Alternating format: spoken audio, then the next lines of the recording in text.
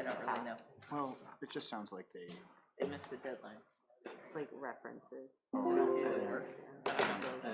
I didn't read that. They're from that lens. Nick, are you ready? I think that's part of the Okay. problem. Nobody has that. Guys, you ready? Jenny? Yep. Cool. All right, so we called. He's not here tonight. Athos will not be. Will not be here tonight. Okay, all right. Thank you. Athos will not be joining us tonight. So let us call to order the Select Board meeting for the Town of Hanover for Monday, December 16th. We have no need for a public hearing. The next topic is agenda review. Looking to my fellow Select Board members, and Rob, are there any items on the agenda for which you would like the order to be changed? I think it would be appropriate to move number 4 below the presentation so that the individuals here tonight can be heard by the board without Terrific. delay. I think it's Yep. snow out there. Okay, very good. We will move that to below. 7. Yep, okay. Terrific.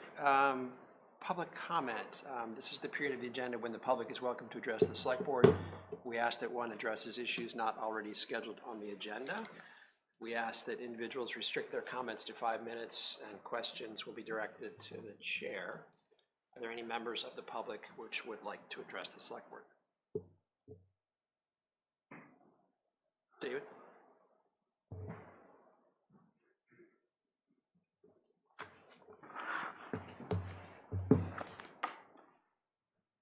My name is David Vincelette. I live at 93 Lebanon Street. I've lived there since 1984.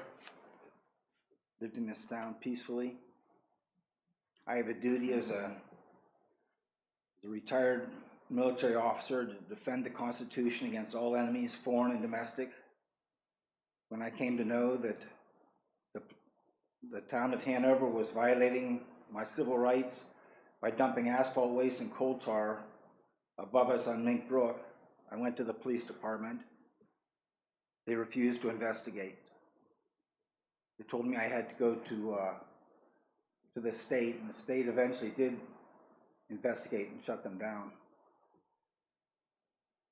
But after that time, the town decided to put a fence around my property, and I called the police department.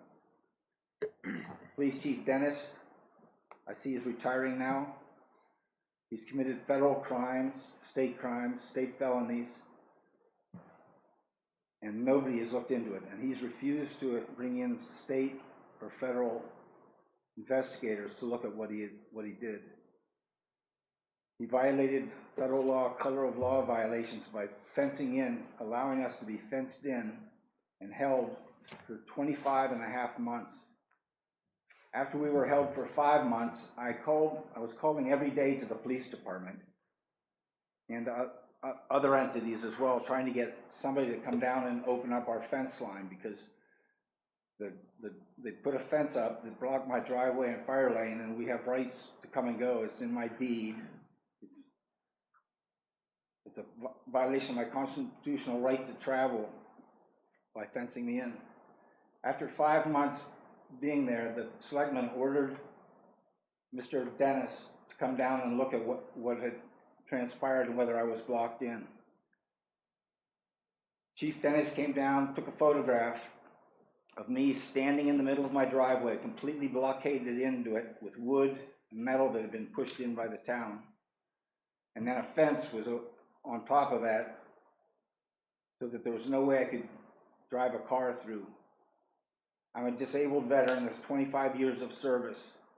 I don't deserve to have to limp around to get on and off my property. Mr. Dennis took a picture of us, left, and never returned to the scene of Robert Hausman's crimes. They came and left together. In the police ethics, in the town's own employee policy department, the police are supposed to protect citizens' constitutional rights that they come in contact with. However, Captain Bedanza, the person originally put in charge of the investigation, never came out with a report, and was later terminated by Hanover Police Department. Captain James Martin took 12 months to visit us, and when he came, he refused to investigate. Lieutenant Chavola wrote up a pro forma paperwork on what had happened, but nobody brought in state or federal resources to stop state and federal crimes. There were, besides the officers I've mentioned, there were several police officers, patrol officers who knew about our situation, who I confided with, who also refused to take it up their chain of command to do anything for us.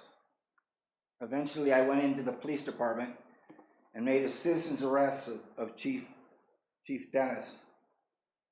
He refused to come with me, said that he didn't know what my wife's name was or the people that had been hurt, and had no interest in it. I have it all on tape. My wife is a Ukrainian Jew.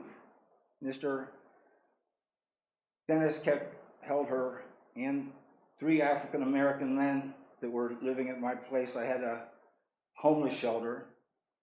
I had disabled people there, homeless people, veterans, and all of them were subject to being held in violation of their civil rights month after month after month by this Hanover Police Department and the Select Board and Robert Hausman. I wish at some point this Select Board would stand up and start to investigate the 13 people in town offices who knew we were being abused and who allowed it to continue. Is that my 5 minutes?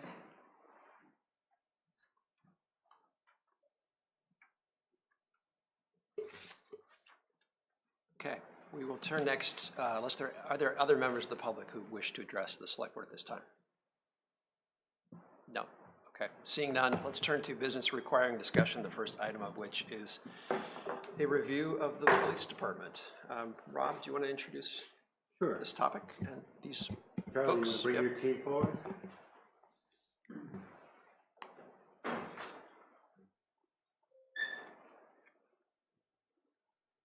So, take a moment first to acknowledge that this will be our last meeting with Charlie. Charlie will be retiring. His last day is Wednesday. Tomorrow, oh no, day after tomorrow. So congratulations to Charlie. I just acknowledge him. I do want to point out that in my experience here, both as the director of planning and town manager, Charlie has been open, receptive, engaging, and supportive of all the work we do as a community. And even having to experience coming back from vacation for the listening session this August, I'm grateful that he came back and helped me through that period, and also with the preparation of the final report. The changing times in policing here in Hanover and the United States. Charlie and his team has weathered that storm, so I'd just like to acknowledge him with professionalism, candor, and support. Thank you. Thank you.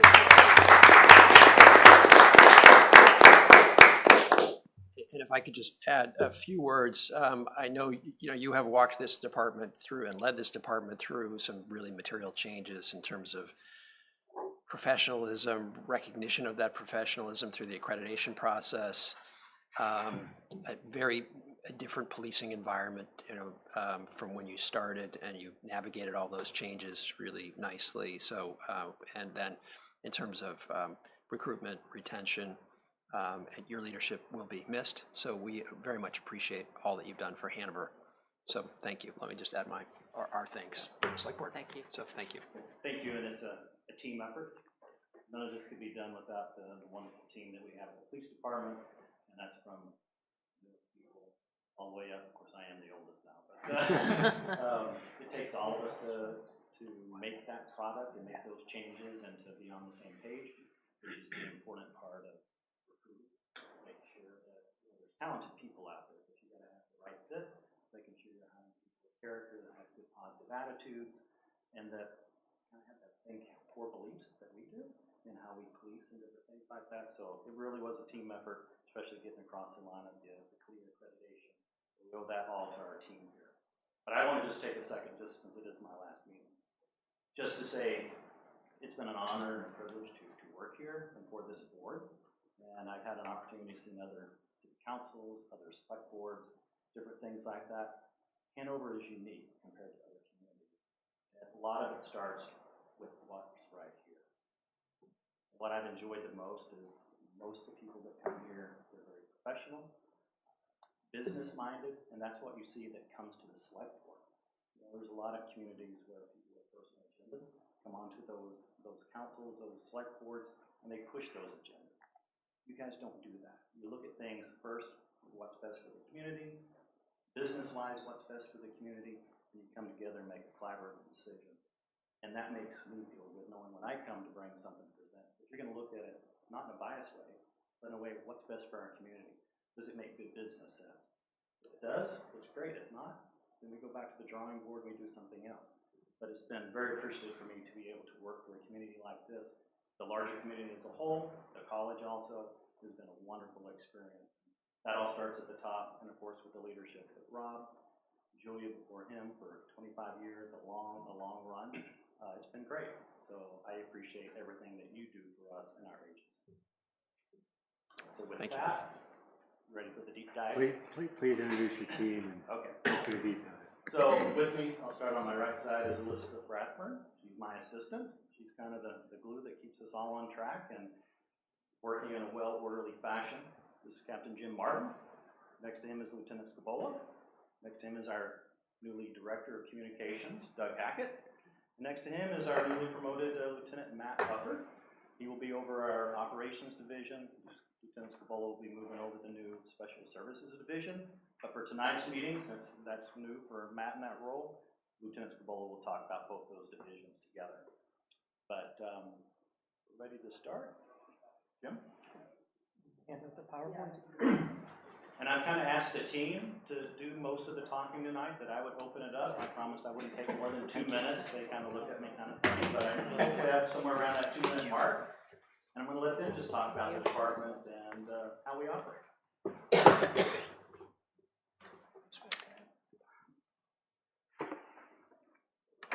All right, good evening. We're going to start off tonight with the HPD mission statement and core values.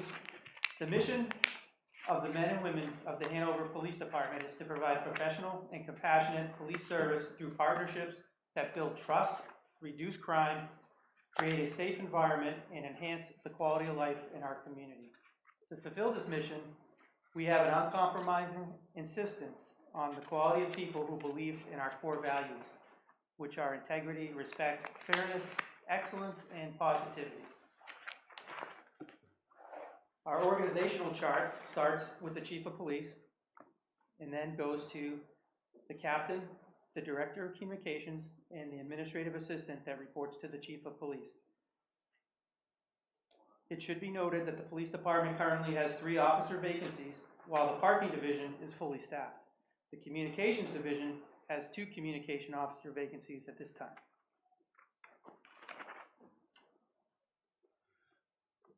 Administrative functions of the Hanover Police Department. This includes vision and direction, overseeing the Detective Division, the Patrol Division, Communications and Parking, Records and Evidence, CLIA accreditation, recruitment, training, and retention, outdoor activity obstruction permit review and coordination, special events, and fingerprint services. This next slide, we have some graphics of the police department. Since your tour and visit at the police department, there has been some improvements to include a mural, which depicts the shared history of both the Hanover Police Department and the Hanover Fire Department. This serves as a reminder of the strong collaboration between the 2 departments and their deep roots within the community. As you enter the police department in the lobby, you can see the mural, and it has some historical pictures that we were able to find in the archives, as well as some black and white newer pictures as recent as the 4th of July parade, some officers working that detail. We also have on the wall to the right, in the upper right corner, our wall of honor, where when police officers, communication officers, or other staff members receive an award, their name is put on those nameplates on that wall to be celebrated by the rest of the team and remark their achievement. The lower left is the police department. We have a garage out back that you recall touring, and then our cruiser bay where we maintain our fleet of vehicles, which are all the vehicles in that picture. And our main cruiser fleets are hybrid vehicles at this time. We have 2 legacy cruisers that are still full gas, non-hybrid.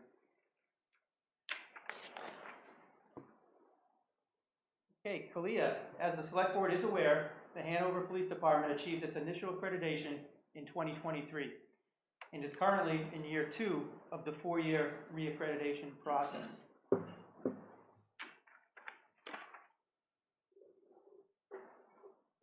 The benefits of CALIA accreditation include enhanced community trust, transparency, reduced liability, and eligibility for Primex discounts. Currently in New Hampshire, there are 20 agencies out of 208 that are CALIA accredited.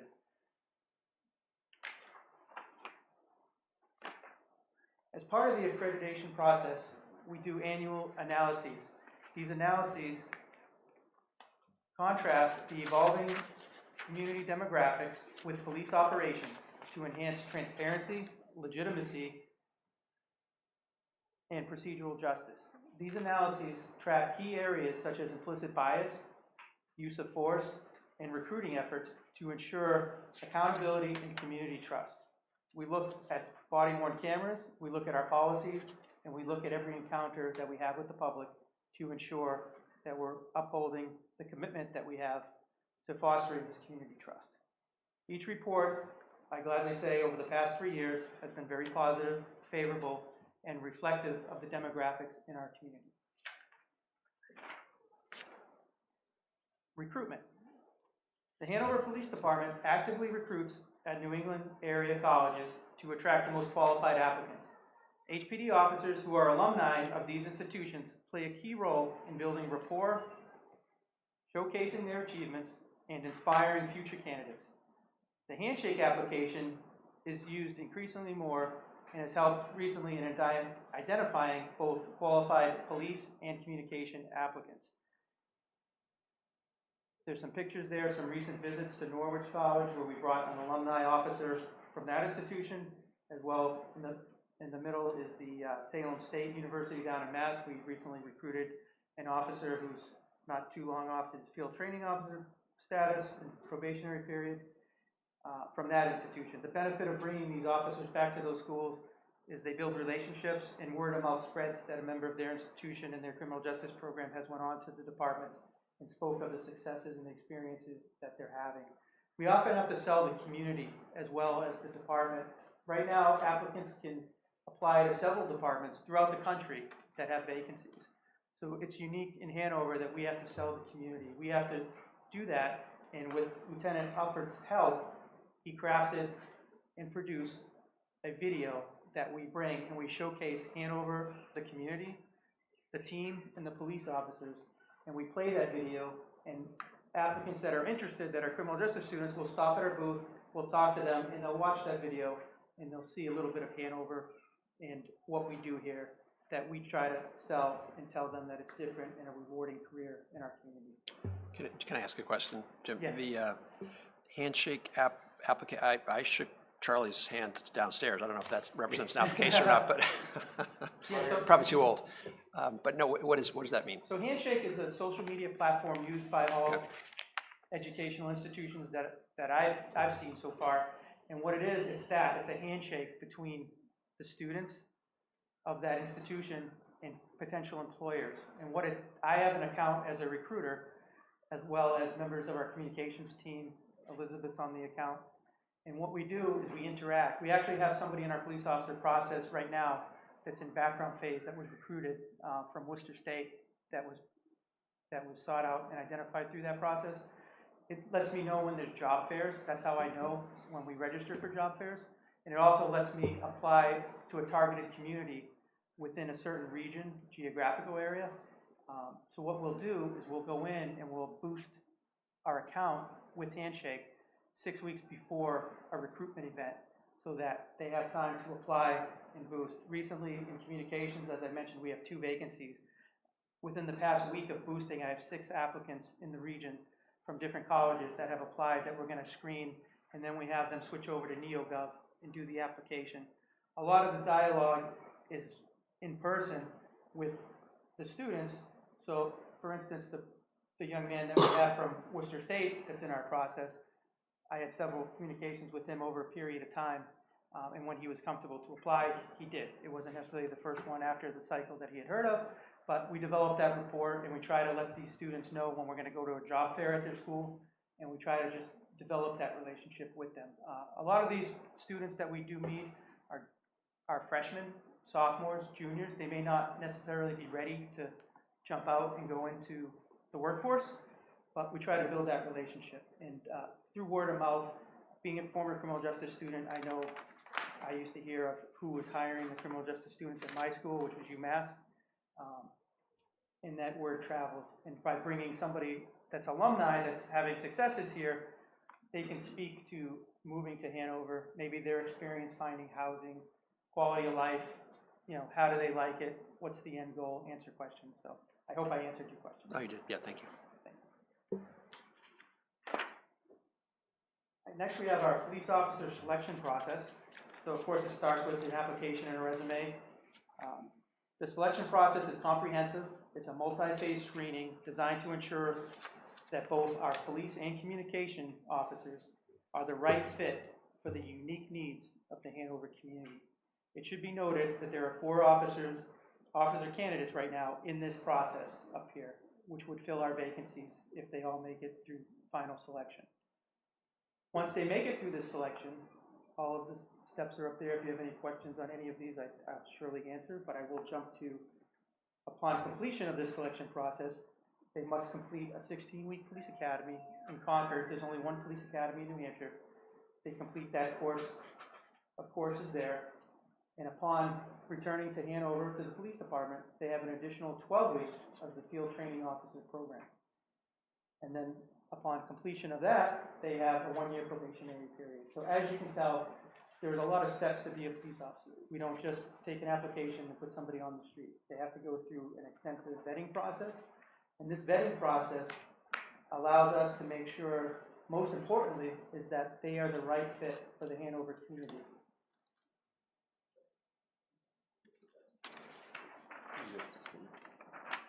Once they're a police officer, we're required to do in-service training annually, and there's an organization in New Hampshire called the Police Standards and Training Council, and what they do is license the police officers in this state. So every year, officers are required to have in-service training. This in-service training is mandated to focus on implicit bias, cultural response, ethics, and de-escalation. Recently, over the past 3 years, they have phased in some extra training that we have not budgeted for at this point, but we are going to have to start meeting in 2025. This is an extra 24 hours, an extra 3 days of training per officer on top of everything we do now. So we're going to have to meet that need. We have several innovative ways to meet that need through in-house training and through external training opportunities. But that is going to be a challenge that we are going to face in 2025. It's been phased in approximately 8 hours per year. So it didn't just hit us, but it's going to top off at an extra 24 hours for 2025. Leadership and professional development. Leadership and professional development at the Hanover Police Department, we prioritize in developing our future leaders. Corporals and sergeants are given leadership opportunities and comprehensive training upon promotion to ensure their success in guiding our department forward. The list here is reflective of training received by HPD personnel to date. There's several different leadership trainings to include first line supervisor, command training, and executive leadership training. We also send the officers to PIO, Public Information Officer School training, because any officer, specifically command staff, may be called upon to act in a PIO capacity and speak to the media. So it's good to have that formal training ahead of time. And we also send members of the department at the rank of sergeant and above to internal affairs investigation training to help improve with accountability. IACP actually has a new first line supervisor course that the chief heard of this year, and we're gonna be sending 2 of our new corporals to that. It's a 3-day first line supervisor course that gives them tools for the tool belt, helps them deal with managing employees, accountability, and ensuring that they give their personnel the resources and mentorship that they need to succeed in Hanover. The FBI National Academy, command staff, typically lieutenants and above, are eligible to attend that. Myself and the chief have attended that. That's 10 weeks in residence at Quantico with 250 peers from across the world. And that's very good Tier 1 leadership training. 2024, here are some training that we have conducted both in-house and externally at Hanover Police Department. We're fortunate to have an ICAD instructor in the Lieutenant Scabola, and that's integrating communication, assessment, and tactics. This snapshot of our training highlights our emphasis on de-escalation techniques, community-focused approaches, and transparency, reinforcing our commitment to 21st century values.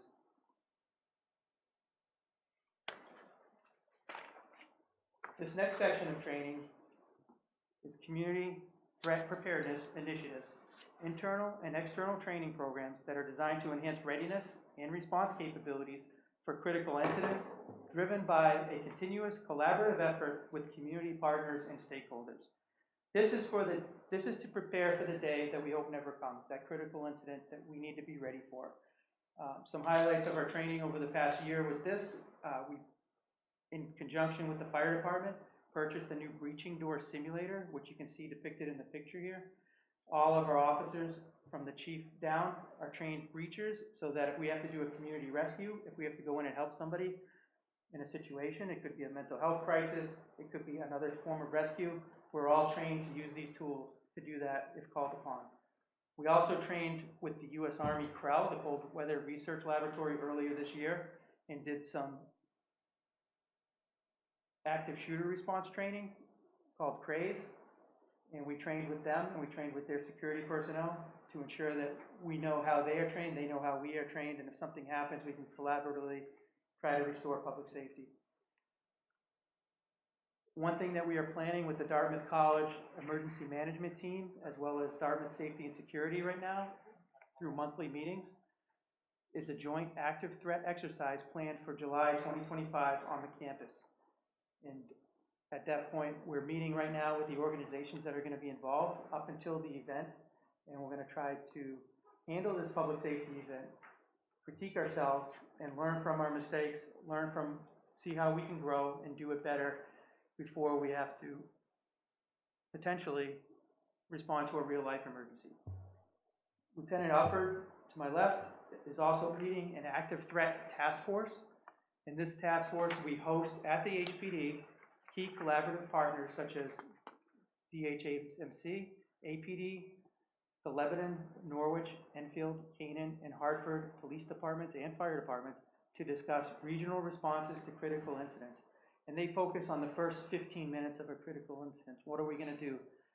The medical community is involved in case there's going to be a mass casualty incident, or it could be any type of scenario. They're very dynamic in their planning, but putting all these key partners and collaborative stakeholders in the same room is very valuable, and the lieutenant does a great job in bringing those resources and personnel together so that if an incident does happen, it's not going to be the first time that we know these people, these names, and these faces, and we can deal with it.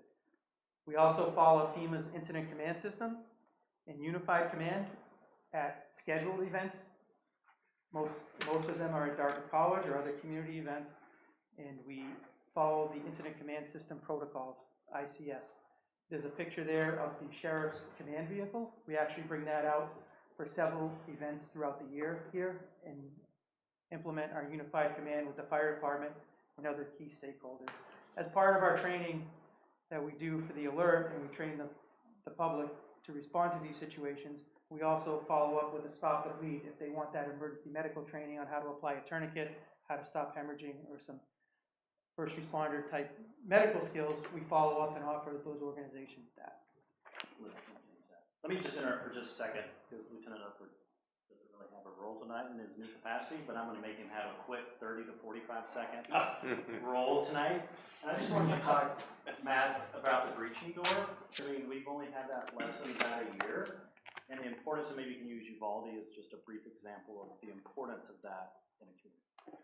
Yeah, certainly. So the door allows us to present scenario-based training to our officers. Again, as the chief said, from the chief down to our newest person. I think a big part of the breaching program that we have emphasizes problem solving. It's not so much the mechanics of getting through a door. That's pretty easy when you have the right tools. The tough part is knowing when and how to use them, what you do before and what you do after. So it's really an awesome opportunity to work not only with our fellow officers, but the fire department, and some of our mutual aid agencies. The concept of getting through a door, as the chief said, really became apparent during the Uvalde crisis when the problem solving probably wasn't up to par. Again, it wasn't so much getting through the door in that incident that was a problem, it was the planning ahead of time and the execution of the moment. So really our focus is on that problem solving, and this is just another tool that Thank you. And by the way, Lieutenant Ufford and Director Hackett, congratulations to both of you. We got busy with the chief and neglected to congratulate you on your respective promotions. So thank you. Well deserved. Okay, outreach programs. So at Hanover Police, we have several outreach programs, and these change, they are dynamic. If an officer has an idea, we try to support that officer's idea, and Matt Ufford's been leading the charge with that, and we tailor these ideas and programs to the community.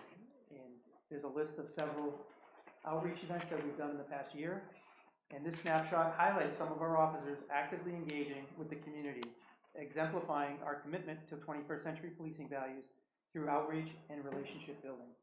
Some of the things that we do, the senior scan presentation at Kendall, for instance, youth bike safety rodeos, our police e-bike patrol. Currently there are 5 officers that are trained to ride the bikes. We do a book patrol where the officers go into schools and read books to our students. Touch a trucks throughout the year. We'll bring in and collaborate with different agencies to bring in a wide variety of different vehicles and trucks that certainly are enjoyed by youth and the kids to kind of get them out there and get them sparked and interested potentially in public safety or just community engagement. The Haunted Cruiser, as we know, there's a picture on Allen Street right there with our Haunted Cruiser this year. That's been a success since its inception.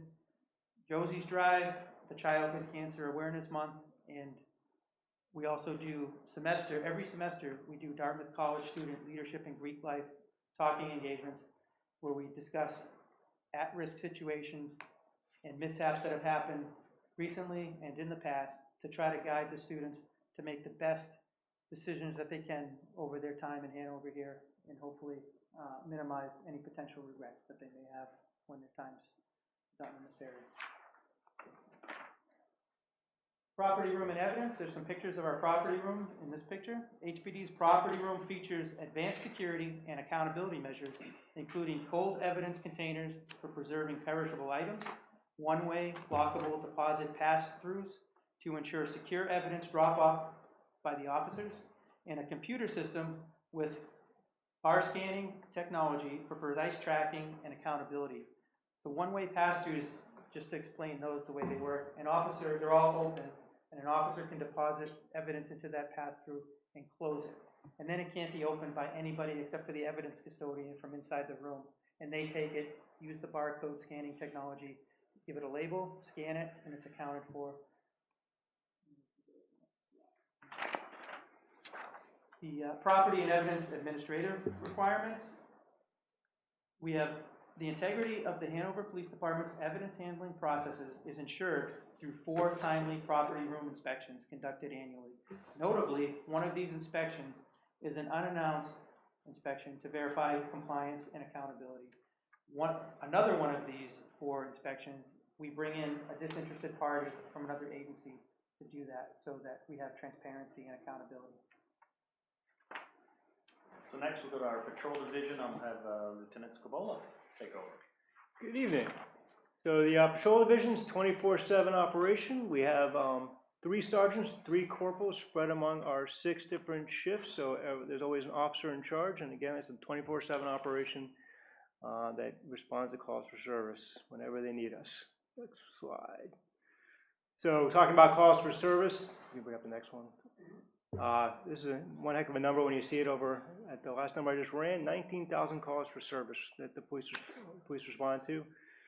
And I'm happy to say our crime stats, I'm kind of a numbers guy, you'll see in my presentation, our crime is down 19% of major crimes with significant drops in fraud, theft, and criminal mischief. And I just touch on fraud real quick. You know, I give an example, the captain who's gone to the Kendall retirement home to do education about, you know, fraud-related calls and emails. Now, of course, our systems don't have to be, you know, criminals don't have to be local anymore. They can be a lot of our things go international. So education is a big thing when you look at crime reduction, is education to the citizens to reduce crime. And we do that obviously with the college, and the Kendall retirement home is one example. Yep. Traffic safety, obviously, a big issue that we deal with. That's just on the map right there. Just shows some of our mapping for crash data. As you can see, a lot of it centered in our downtown area. We had 247 crashes so far. We're up a little bit from 2023. We've had 5 DUI arrests.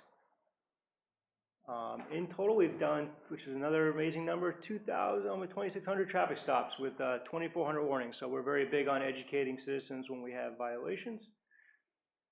Thanks to Director Hackett, we received again a traffic enforcement grant to put additional patrols out there, and those are spread among 4 major buckets for that grant: is speed, pedestrian bike safety, DUI, and distracted driving. So we have those 4 available to us. We also, in that the picture just came up, we received a new speed feedback sign that we've been deploying around town. Maybe you've seen it. It also gives us speed data, so we're able to look at those areas and see what the times are for the worst for violations. And we've been deploying it around Lime Road, Etna, Greensboro, and South Main Street. And when we talk about traffic safety, ours is safety focused for traffic enforcement, and it's generated on citizen complaints, which we've received 15 citizen complaints this year. Again, we use the speed data from our sign that we get, and then also we look at crash patterns to see where we should be deploying for any enforcement. I've also supervised the detective division. We've had some major cases this year. You've seen we've gotten a lot of national attention. The FBI and the Department of Justice adopted a Hanover case involving $223,000 of embezzlement from the newspaper, their ex-office manager, over like a 4-year period. Was taking a significant amount of funds. We had the DC student drowning investigation, which is a big investigation, you know, mainly focused on getting answers for the family, which has been completed now. We just had recent 3 hazing arrests involving a fraternity on the college. We had a counterfeit COVID test investigation that was turned over to the FDA, and I believe they made an arrest on that. And then we had ice sculpture vandalism. So all these cases have gotten a lot of media attention over the last year. Special events. Another amazing statistic is the Hanover Police, with 21 sworn allocated positions, we've had to cover 350 special detail positions, so 350 slots that we've had to cover for various events. So we work a lot at athletic events, including football, homecoming, green key, and commencement. We also have our law enforcement partners in the area help us out as well. We've also had to do dignitary protection. At the end of the year, we had VP Mike Pence here, Senator Fenneman, Kellyanne Conway, and Donna Brazil are both here to do a debate, so we've done that as well. And we do the races, which are labor intensive, the Proud, the Chad Hero, which Lieutenant Uppert always handles, and turkey trots. We've had those as well. And now we'll turn it over to our Director of Communications, Doug Hackett. Just quickly on this photo here, undated but believed to be in the early 70s, Hanover Dispatch Console on the left, the newly renovated 2024 Dispatch Center on the right. The Communications Division is comprised of 10 full-time and 3 part-time personnel. We cover emergency and non-emergency calls for 26 communities in both New Hampshire and Vermont. This equates to over 50 police, fire, and EMS agencies. We handle almost 60,000 calls for service through the dispatch center every year and over 125,000 incoming telephone calls.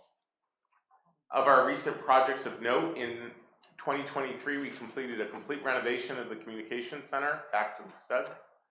2024, we replaced the townwide telephone system. 2024, we replaced our phone and video recorder through ARPA funds. 2023, we implemented the automated voice fire dispatching with the Hanover Fire Department. 2023, we completed a grant-funded radio system upgrade to the tune of $283,000 in grant money. Also in 2023, we did a grant-funded radio console upgrade to the tune of $190,000 in grant money. And then in 2021 and 2022, we replaced our 22-year-old computer-aided dispatch and records management system. Certainly it's been a busy few years for the communications division. Coming forward in 2025 and 2026, our goals are to focus on recruitment and retention of staff. We currently have 2 vacancies. One has been vacant since July of 2023. The other has been vacant since a retirement in April of 2024 of a 31-year employee. We're having trouble finding good qualified people to even apply, let alone hire. Increased training for our staff. We're working to complete our new policy and procedure manual for the communications center with CALIA communications certification in mind. And we'd like to obtain APCO Project 33 certification for our division's training program to solidify that we are training our employees to the best ability we can. And that's all for me. And so, before I go back to Captain Marks, do the parking division right quick, most all the grants we get, Doug Hackett does a great job of finding the grants and make them come to fruition. So, big thanks, Doug, for all you do for Hanover. Jim? All right, the Hanover Parking Division. The Parking Division is currently fully staffed with 6 full-time equivalent positions and 3 part-time employees. The team includes 2 supervisors, a parking clerk, 2 full-time enforcement officers, 1 part-time enforcement officer, 1 full-time garage cashier, and 2 part-time garage cashiers. Parking options in Hanover. Daily operations consist of enforcing and maintaining a total of about 590 metered parking spaces consisting of 2-hour, 3-hour, and 10-hour spaces throughout town. There are 3 permitted parking lots with 38 spaces, 220 hobby lane permits, 135 garage leases. Currently, 86 downtown employee permits are issued. Food truck permits, 24-hour metered space rental permits, 8-hour metered space rental permits, handicap permits, and 4 parklet permits for the downtown restaurants. There's short-term and long-term options. The garage facility and updates. Currently, repairs to the structural, electrical, and gate lift systems are anticipated, and they are currently being assessed and prioritized by the parking structural engineer group, Desmond Consulting, that we are working with for this effort. There's a picture from the town hall lobby of the parking office where people go and meet our parking clerk if they need to make a personal transaction and deal with a parking issue. That concludes our presentation of a broad, a little deeper dive than sometimes, so we apologize for that. I'm sure we went over the 20-minute mark, Rob, I apologize. But we just wanted to thank you guys for your support, and if you have any questions, although some of them asked during the time, but any questions we're happy to answer those. That was a tremendous presentation, a true tour de force. So thank you very much. There's a little pun. I work hard on these puns. Yeah. No, we very much appreciate it. So let me turn to my fellow select board members. Just have a couple questions. Yep. So, still use the polygraph? Yes. Wow, I thought that was done. It's still around. There's some other systems that are out there, not too popular probably yet in the Hampshire area, but still use the polygraph. Okay, cool. How much growth has there been in the department over the last, say? So in patrol, I think you have to go back to around 1999. Since 1999, there's not been any increase in the 21 SWAT. And I kind of mentioned that a few sessions ago when we talked about that. Communications, we had an assessment done back in 2017 from an outside source. That's where we grew that by 2. We've We never had challenging filling those 2, but we've increased that through that. Parking division has stayed pretty much static. It's really that sworn side that probably is gonna need to be looked at in the near future of making some adjustments. There's just so many things between increased training, CLIA certification, you know, doing all this, it's gonna probably take a little while. It seems like you've done a really good job of assessing threats and weaknesses, but what would you say the biggest weaknesses or the biggest challenge that the department's facing? I think the biggest challenge is certainly the recruitment and the retention. It's just challenging. We've had 3 or 4 officers since the time that I've been here in the 10 years that have left and gone to the state police. And you know, there's a lot that those organizations can offer that we just can't offer. So we hate losing those, but certainly understand people moving to better themselves. But I think that's the harder part. We talked about communications having challenging hiring. We had 2 people in the hiring process that we washed out. Because we're certainly not going to lower our standards, you know, and we're looking for those right fits, character, positive attitude. That's most important to us. So we're a little picky sometimes on we hire or we'll interview someone and think, yeah, state police might be a good place for you to go. Because again, we have to also look at the expectations of our community and what are they looking for in the police force and things like that. So we carry that through our hiring process also. But I think the recruitment and retention is probably the biggest issue that we're dealing with currently. Chief, if I could add into that, one of my concerns as well is my department has almost half the department with more than 20 years of experience. So we're seeing half of my department in the next 5, 10 years retiring out. And so we're not finding the people to step in. Gotcha.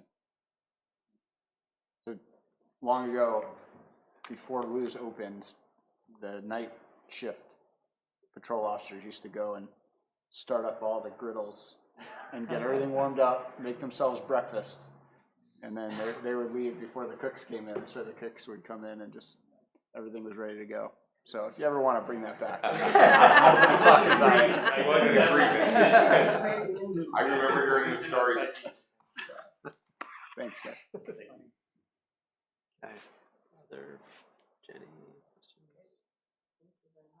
questions? Yeah, nothing. Okay, all Really, right. thank you. Thank you very much, really And appreciate it. thanks also for the tour earlier this fall. That was good. Yeah. Yes. Can I make a Oh, yes, suggestion on the agenda? Yes. So could we flip C and B? So Dave can make his presentation next, and perhaps move visions up ahead of a select board OKRs. Yes, okay, so, right. Sorry, 1 second. Yeah. So we'll go now to complete streets? Yes. Yes, okay, all right, Thank you for that. yes, of course. Thank you, Elizabeth. Thank you. Thank you, And Elizabeth. thank you for all of your data. Yeah, that was terrific, thank you. So, Okay, Dave. Thank you very much. Dave Anderson, I'm a member of the Hanover Law Committee. I get to work with Rob and Jenny. And I'm also a resident of the town. I live at 27 Willow Spring Circle. And tonight, I want to talk to you a little bit about updating, or what we're proposing to do is update the complete streets policy. And so I'm not going to go into a ton of detail about complete streets. If you guys have a policy in place, we're just suggesting that you update it. But I will say, just a quick overview of complete streets. It's an approach to planning, designing, building, operating, and maintaining streets that enable safe access for all people who need to use them, including pedestrians, bicyclists, motorists, and transit riders of all ages and abilities. So this is a national program that has been adopted in New Hampshire. You see the image below, both the Business and Economic Affairs Division, DOT, and all the regional planning commission entities utilize the Complete Streets framework. Before Complete Streets, focus primarily on single occupancy vehicles. After Complete Streets, all user groups are incorporated. This is just a little bit of a success story from Concord. where they did a downtown complete streets improvement project and substantially increased or decreased their vacancy rate in their commercial businesses and increased the vibrancy and the attractiveness of their downtown. But it's important to note that it's not a one-size-fits-all program. There's many municipalities in New Hampshire that actually have complete streets policy, so it's really scaled to the size of your community and in terms of what you want to try to accomplish with it. So Concord, Portsmouth, Keene, Dover, Nashua, Littleton, Swansea, and Jaffrey are just some of the communities that have complete street policies. So a little bit of a timeline and just in blue, my personal experience with complete streets, because as I was preparing for this presentation, I'd kind of forgotten that I've actually been involved in complete streets for quite some time. So the 2003, the complete streets kind of lexicon was coined by a woman named Barbara McCann, and it used to be called, I believe, routine accommodation is the terminology that they use. And she's like, we can't use that anymore. We need to complete the streets. And so that's where it kind of first started. In 2005, the National Complete Streets Coalition was formed, which is now part of Smart Growth America. In 2007, I was working for a company called Bike Walk Virginia. I had a small stint at this nonprofit, and one of the projects that I worked on was to set up a series of complete streets workshops in Martinsville and Henry County, Southern Virginia, and we were able to get a $1.5 million grant out of that effort to make the area more pedestrian and bike friendly. And so I actually got a chance to work with Barbara McCann directly on that project. So it's pretty cool. So I kind of forgot about all that until very recently. Then fast forward, October 23rd, 2017 is when Hanover Selectboard adopted your current complete streets policy. The reason why this is important is because it actually predates something which I'll get to in a couple bullet points. January 24th, 2018, the earliest recorded meeting of the New Hampshire Complete Streets Advisory Committee, so you guys were ahead of the curve in New Hampshire. But you were also ahead of an important moment in 2018 where the National Complete Streets Coalition, they produced a complete streets policy framework. So this is a very robust framework to help community policymakers craft these policies. So again, me, I had the benefit when I was working for the town of Madison, Connecticut in 2018 to utilize this framework, and I was able to get our Board of Selectmen to adopt the complete streets policy in the town of Madison. So I was after the town of Hanover by a year or so, but we did utilize the framework, and the following year we actually got national recognition as one of the top 5 policies that year for complete streets. So I think the framework works, is very helpful, and so that's kind of what I'm going through today. And then in 2023, Smart Growth America further updated this complete streets framework, and that's kind of what I'm sharing with you today. Framework. So again, it's the go-to policy framework to guide any community who wants to develop their own policy, and there are 10 policy elements that the framework is focused upon. And so I'll just go through these very quickly. So an ideal complete streets policy includes the following. It establishes a commitment and vision. It prioritizes underinvested and underserved communities.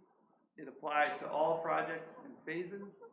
It allows only clear exceptions. It mandates coordination. It adopts excellent design guidance. Requires proactive land use planning. Measures progress, sets criteria for choosing projects, and creates a plan for implementation. And this is just an example. I'm not going to go through this in any detail, but when you open up the framework, just as an example from element 1, kind of walks you through, why is this particular element important? What does it look like in practice? And then guide you through a series of questions that you might score your own policy to say, how am I doing in comparison to this framework? So it's a very helpful tool. So when we took Hanover's current policy and we applied this framework, we realized that we were deficient in a few categories. So it doesn't prioritize in any way underinvested or underserved communities. It's missing some language about internal department coordination, lacking up-to-date design guidance. Doesn't require publication of performance measures, and it's missing specificity on implementation responsibility. Like ultimately, who's going to be in charge of trying to make sure that this policy is actually carried out.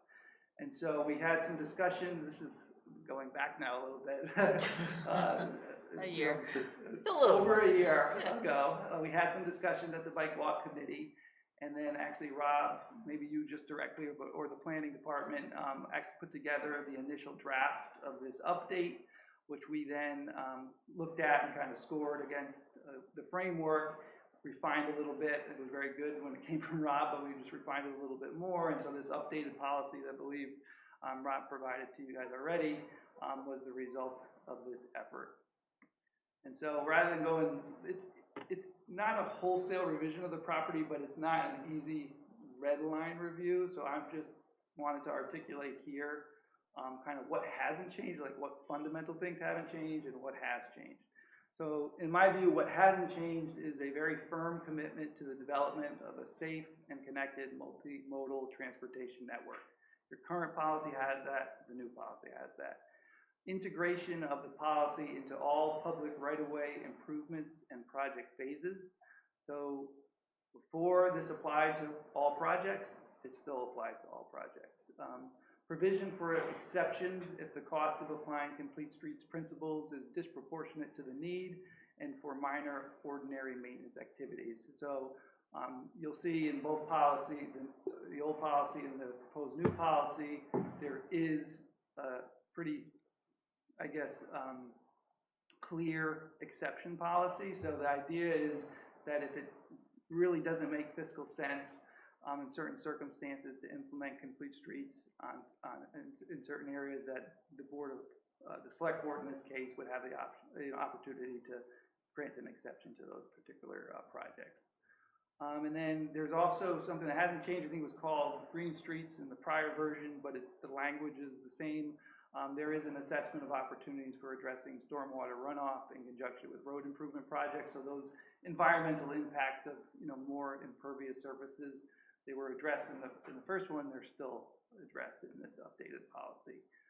So what has changed is it does now prioritize universal and equitable investment in underserved communities and neighborhoods where there is a high concentration of residents with income less than 100% of the area median income, and I didn't put it on the slide, but also where maybe there'll be a lower single occupancy motor vehicle use in some of those communities, some of those areas.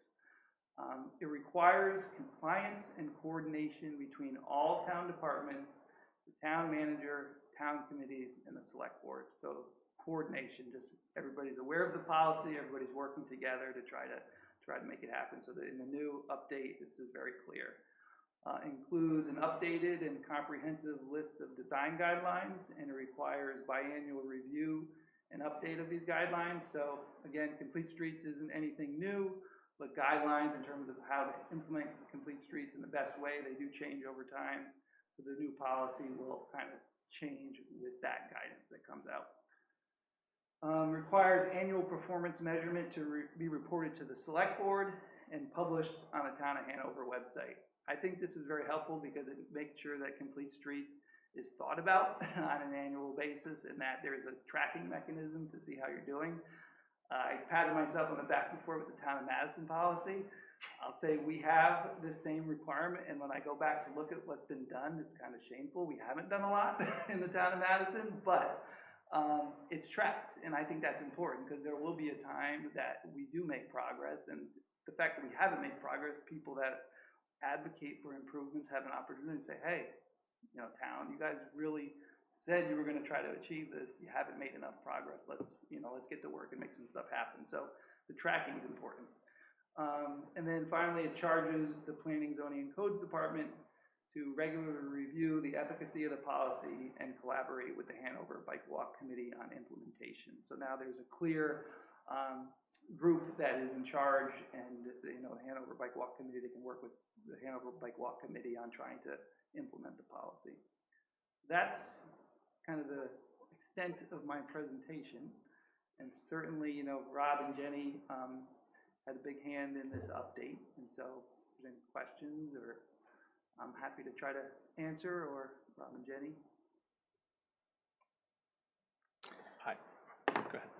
was gonna say, my only question is, this has probably the most impact on DPW. I just wanted to make sure that Pete and Christina and others are aware of it.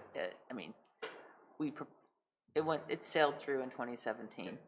I mean, and so I just wanted to make sure that they, as well as whoever's tracking the data, because that'll be a bunch of work. I can confirm with Pete that he's aware of the changes and working to implement them from his end. I mean, the real issue for him is how he costs out future projects, future road improvements, and other things, so that he can present those as part of the budgetary process. He's aware of the Complete Streets policy. He's aware of the changes we're proposed. I'll reaffirm with him in writing that, and ask him directly whether he has any concerns about it.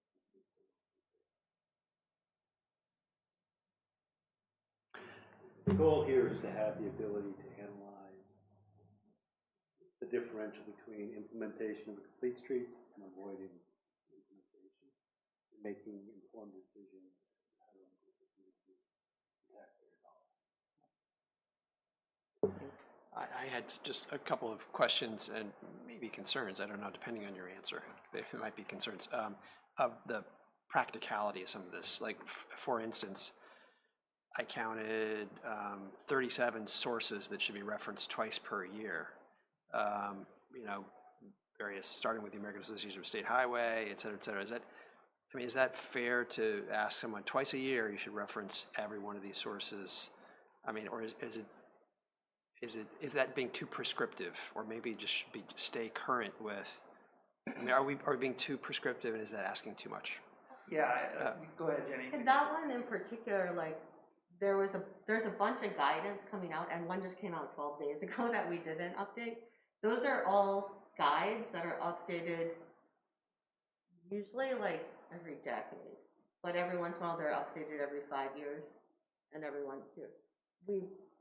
We're having a lot of updates now, so that's why it's at 6 months. And basically, Hanover Bike Walk finds those and sources those and updates the links.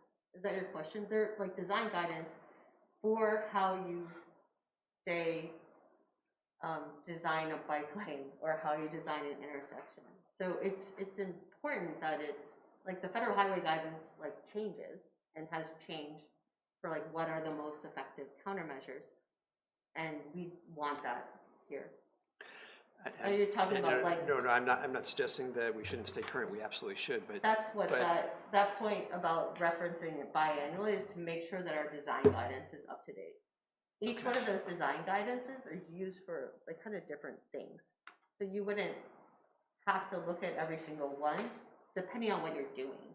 Like, so there's one on stormwater, there's one. Yeah, no, Does that make sense? I think what I would assume will happen is over time, as we determine, you know, which resources are the most valuable and which ones we're not referencing, you know, routinely will come off the list, and that list might consolidate over time. But I think it makes sense to start broad because, you know, let's say it's Pete, you know, using these tools to help, you know, design road improvements. We'd rather have, I think, a vast amount of resources available to us at this point, and then figure out. And I know that the cooperation, certainly with the Bike Walk Committee, can take some of whatever legwork might need to happen off of the town staff's plate and kind of have volunteers assist with that, and then in communicating directly. So it is, I think it's something to keep an eye on. I don't disagree with you, but I think it's maybe a good place to start. And I think some of it will naturally consolidate, because a lot of the guidance was from like the National Association of Transportation or city officials that it's taken years, but then been endorsed by, you know, the National Safety Board, Transportation Safety Board, and then like sort of endorsed by the US Department of Transportation, but still, it took a while for the manual uniform traffic control devices to change. And then that trickles down into other guidance. And so right now, some of, like you, up until recently, you didn't have everything in one spot because the most the most like detailed manuals from the federal government didn't have everything in it. Like they didn't have a way to design through an intersection. So you had all these different pamphlets from the national, and now it's all sort of flowing through. And that's, when the New Hampshire Department of Transportation came, that's what when they were speaking about, like, we've had a sea change and we're doing things completely differently now.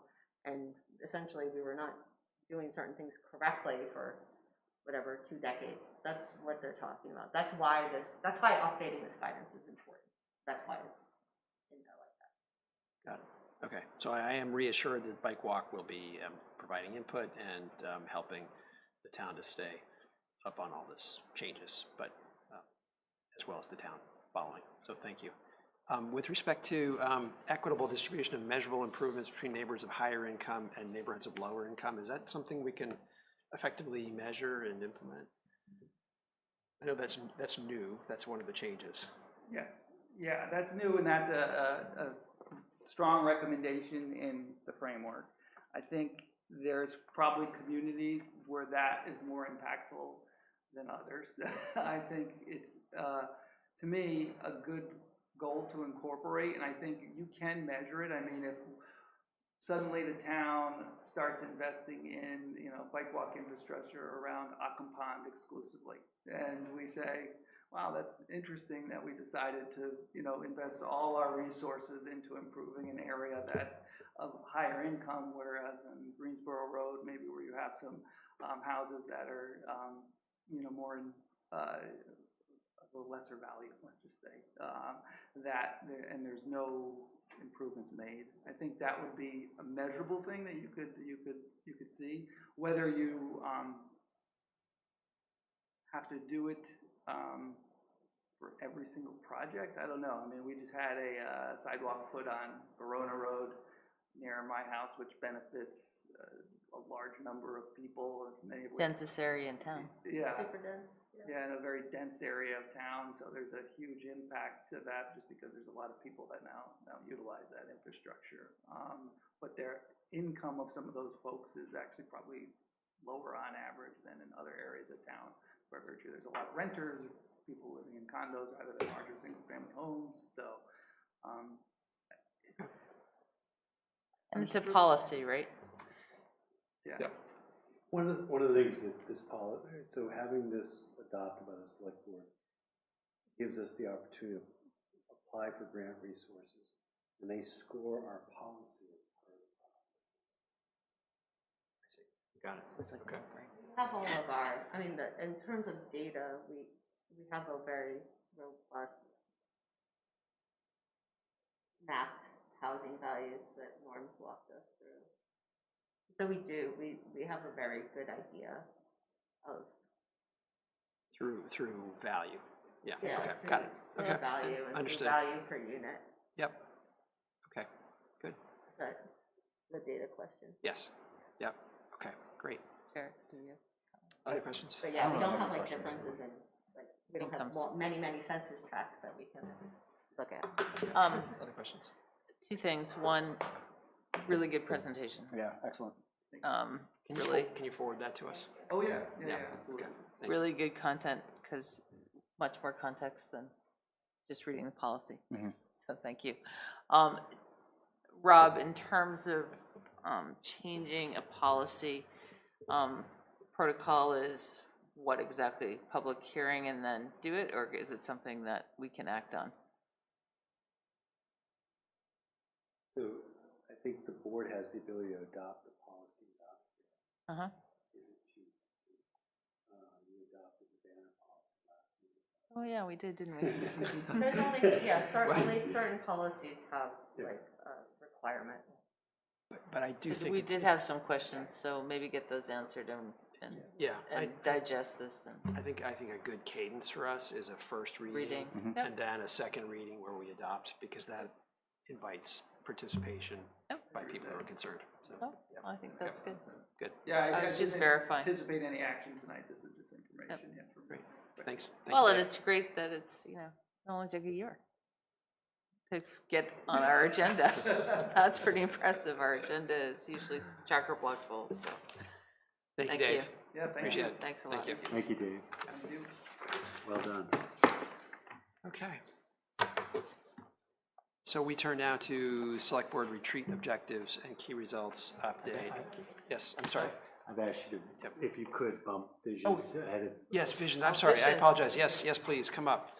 So Visions for Creative Housing Solutions. Thank you. And, yes, thank you for coming. Sylvia Dow, Executive Director of Visions for Creative Housing Solutions. We moved into your town, groundbreaking, Thanks, Sylvia. in June. Groundbreaking or move-in? Wasn't it a move-in in June? No, Not groundbreaking. actually, it was our groundbreaking. Residents started in July. July, okay. So we're happy to be here. So Visions is unique to our state, actually to our country. We're doing something that few other nonprofits do. We provide supports for individuals who are low income with developmental disabilities. We provide community support so that individuals can be really integrated in the community, be a part of the community. So thank you, Hanover, for being so welcoming to us and our residents. 98% of our residents have employment, paid employment, so some of them require total support during the day, including at their workplace. And they also volunteer. We have a very strong mission of giving back to our community, so we volunteer at the Listen Center, at the Haven, all over the place. We try to be very active in our communities. We have a location in Enfield, and Lebanon, and then in Hanover. Since we started in 2014, we have worked very closely. At first, our first site was in Enfield, New Hampshire, where we currently have 11 residents. And we work very closely with our towns. We've never had to pay property taxes under our tax exemption. We are incorporated with the state of New Hampshire. We provide a service to this community, to all communities. We provide support for people who have developmental disabilities. So when they no longer can live at home with their parents, they can live at Visions, and we, totally take good care of them. Working with our partners in the community. But we are, like I said, we are unique. We're not just a housing nonprofit. We support individuals 24/7. We're not a medical facility. We don't have, doctors or a hospital. We use Dartmouth Hitchcock when we need to use the healthcare facility. These are individuals who live and are part of Hanover, are part of Lebanon, are part of Enfield. And we really provide this. This has been so beneficial for families who live in Hanover, who live in the surrounding towns, because there are no other sites like ours in the Upper Valley, and very few. Actually, we're the only one like Visions in our state. So we are really grassroots. We depend on donations. We have to raise a lot of money every year. We're not a break-even organization.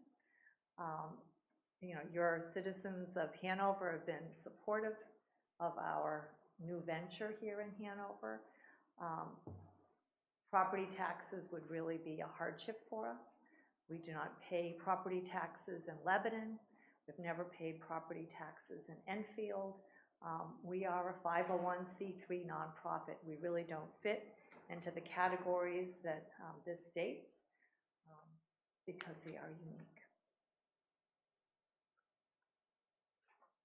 Sylvia speaks from the heart. My name is Barry Schuster, and I'm almost embarrassed to sort of get into the technical details, but I guess that's, as a lawyer, I have to do that, and I hope you listen to Sylvia and take that to heart. As she said, it is a 501c3 corporation. The purpose of the corporation includes the following: to establish homes, including residential options, services, and support to meet the needs of adults with developmental disabilities, to foster growth and independence in these adults, and to do all those things that are necessary. One of the things that is the basis of the memorandum from the assessor is that the organization qualifies for a tax exemption under 72:23K.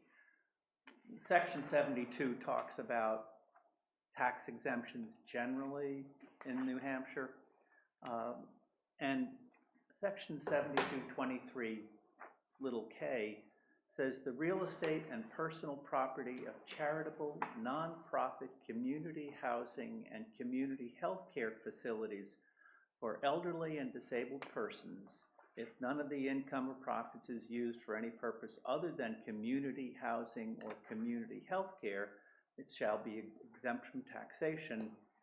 And then it goes on to talk about how there can be a payment in lieu of taxes, and there's a particular formula that is stated.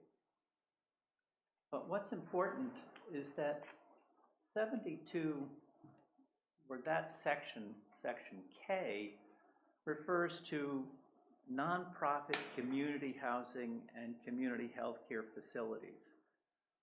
A community health care facility means a structure used as a general health, nutritional, or medical care facility which is used primarily for the care of elderly or disabled persons. It does not include a nursing home, hospitals, intermediate care facilities, or traditional care facilities. Well, it's not a community health care facility because it doesn't provide medical care. It provides food, people live there, but that's not a it's not a healthcare facility. The other category is a community housing facility, means a structure primarily used as a permanent residence for elderly families or families with a disabled member or members. No families live here, only individuals. In trying to understand the history of this section, I came across a number of cases that describe Section 72:23. And one of the more interesting ones involved Kendall. When it applied for a tax exemption, it was stated, Kendall is a charitable, nonprofit community housing and community health care facility. This is not Kendall. This does not take families, it takes individuals. It doesn't provide medical services. Kendall provided medical services and families move into Kendall. This is simply a nonprofit organization which qualifies for tax exemption under Section 5 of Section 72:23, and I can leave this for you, but Section 5 says the buildings, lands, and personal property of charitable organizations and societies organized, incorporated, or legally doing business in the state can be exempt. It can be exempt if it meets 4 criteria. One is it's established for a charitable purpose. 2, the obligation exists in its formative documents to perform the stated purpose to the public. The land is owned and occupied and used directly for the stated charitable purpose, and the organization's income is used only for the charitable purposes. I read the formation document, and I have that with the bylaws here, which talks about what I just read. And the obligation exists to perform those stated purposes. The land is certainly occupied only for that purpose, and the income is only to make sure the facilities stay in operation. There were a number of cases that the state has recognized where the Section 5, I'll call it, enabled the tax exemption for an organization such as Visions. Visions is really quite unique. When these statutes were formed in the 1980s, 1990s, and the Kendalls of the world, the Harvest Hills, Woodlands, those sort of organizations were really where a lot of elderly people were moving to, and they were asking for tax exemptions because they may have been formed as nonprofits. But at Visions, you're not paying $100,000 or $200,000 to get in. You're not buying in. You're paying to stay there. Many people are on government subsidies to be able to be there. But as the case involving Kendall stated, when you're paying those sort of amounts, you really are not serving the general public. This is open to everybody. Now, the only qualification is there's a limit on the capacity of the facilities. But that capacity expanded from Enfield to Lebanon to Hanover because of the demand.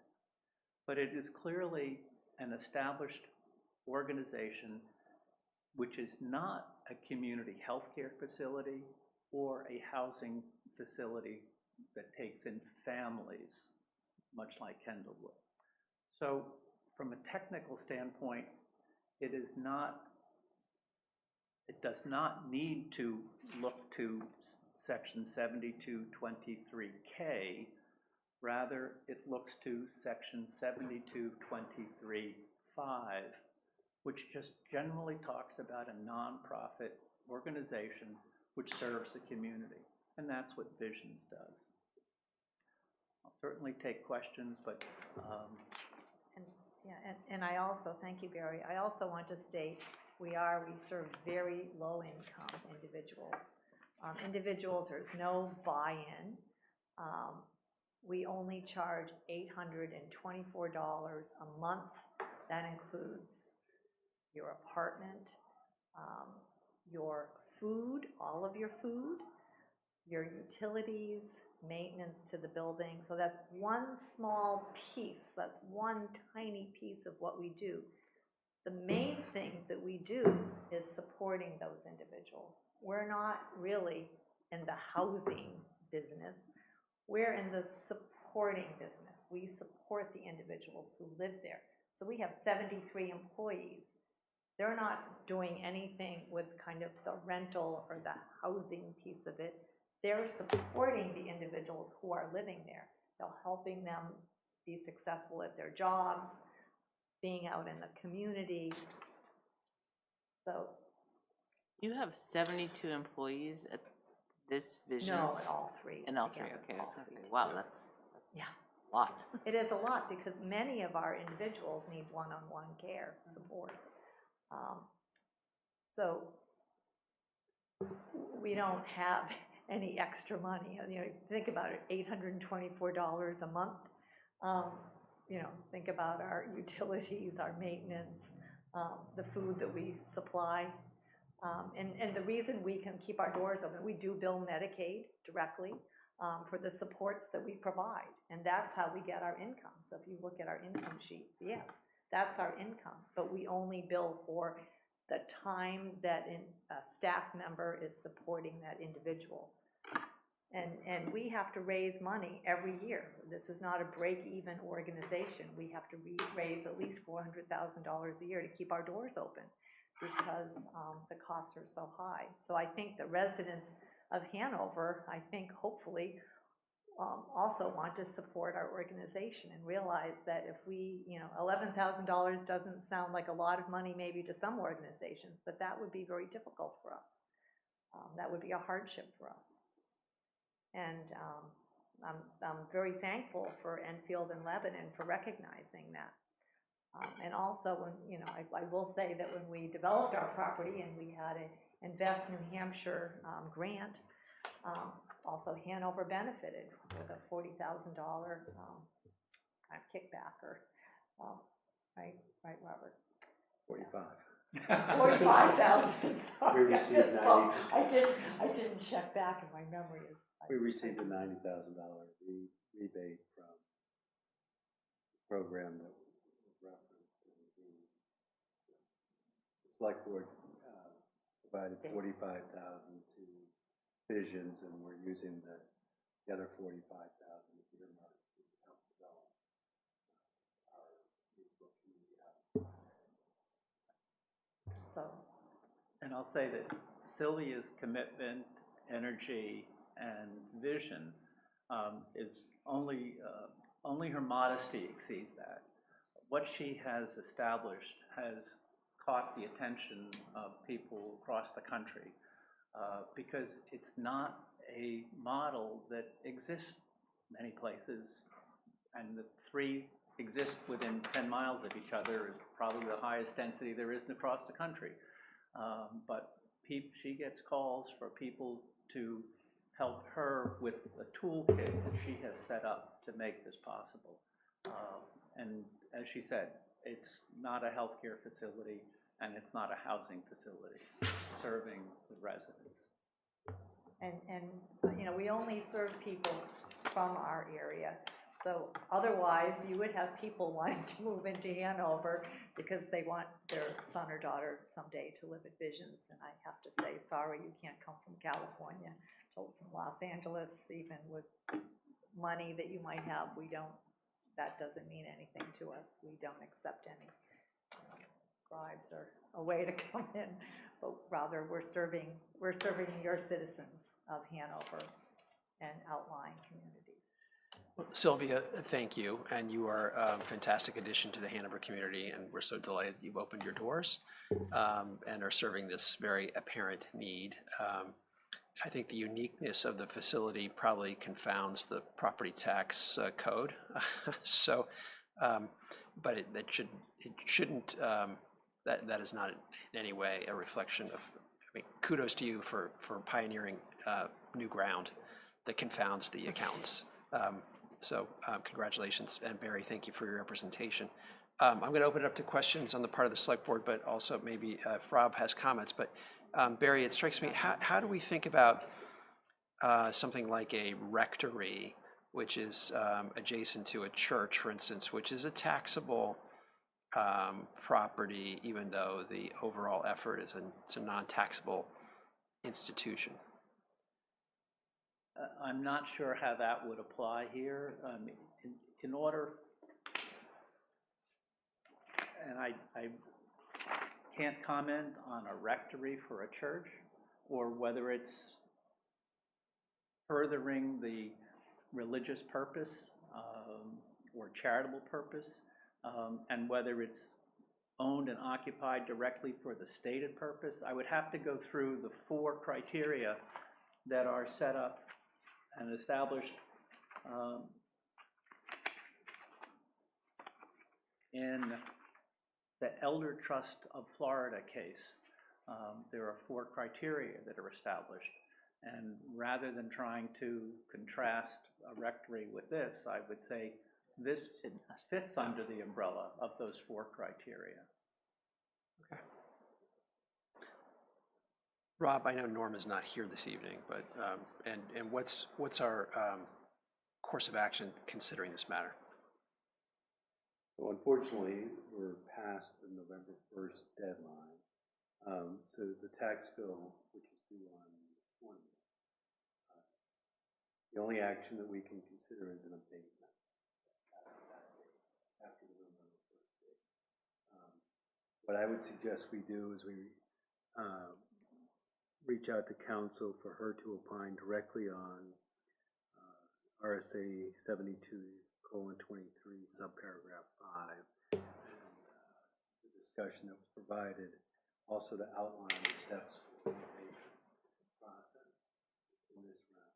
That's what I was. And can I just say, Rob, that every year for the past 3 years, I have filed for an abatement, which is due April 15th, which I do for the other 2 communities, because I disagree with that we don't have to really negotiate a pilot program. Understood. And I've never been told to provide that. Understood. So you guys weren't aware that this deadline existed, this November 1st? Well, because we're filing for an abatement, not a pilot program. It doesn't apply, that's why there was no need to. But I would request that if you engage counsel on this, to authorize counsel to speak with me so that we can perhaps efficiently have a conversation about the different statutes. I will leave that to Rob's discretion and council's discretion, but yes.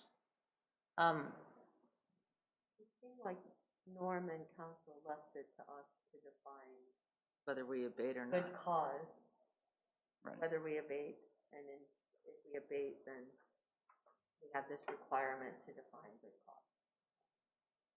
Maybe I'm not understanding this correctly. I understand your position about the November 1st deadline, but it's worth, given the advice that we're getting from our council predecessors looking forward, to think about how maybe that process could work in a similar fashion with a similar result, but by meeting this November 1st deadline. That's a conversation with council and Norm. Just because we have to rely on our council. Right, so Yeah. I will say that Norm is also the tax assessor for Enfield, and certainly gave advice to the select board of Enfield, and what they did, I think, to kind of appease, although I don't think it's I don't think we do fall under that K statute at all, but I think for Enfield to perhaps satisfy what was happening, they wrote up, and I didn't apply for it, they wrote up a pilot program for 5 years where Visions pays $1 a year, and I don't have to apply, it's just automatic every year. Yeah. So I Was think, in my head, something like Yeah. that. But we can abate But we this can tonight, abate, and we right? just have to define, why we're doing it. yeah. Specifically good cause, yeah. This would be for Yeah. the public good. But I think it would be a good, like, I don't know what Norm is thinking, but all of my dealings with Norm is that he knows his stuff and he's very black and white. And I just want to make sure that we don't set a precedent, I would be fine abating, but I think what Norm is saying is, whether it's $1 pilot, whether we use our charitable contributions to give the money back that we get, or however, I think it's, personally, I think it's the right thing to do to not have Visions pay this tax. However, I think we have to do it correctly. And I think that's what Norm is going after. And I think had we had this discussion a month and a half ago, we probably could have come up with $1 pilot or whatever it was. But now we're too late. So we have to either abate on good cause and define that, or we have to find some other creative solution. I think there's also a question of equitable treatment of similar Exactly. institutions. But So there isn't something similar. there may be. Meadow, perhaps. End of Allen, Which one? Mary Meadow at the end of Allen. Yeah. So I think there's some broader considerations that we want to think about before acting. If the board approves, I'll reach out to council, have a discussion with her, and see if we can facilitate comments. The end result will be guidance to the board on how to proceed with the steps to address the current tax bill and future. All right, Thank you very so much for stay your tuned. time. Thank you. you. Thank you, Barry. Thank you, Sylvia. Appreciate you coming out.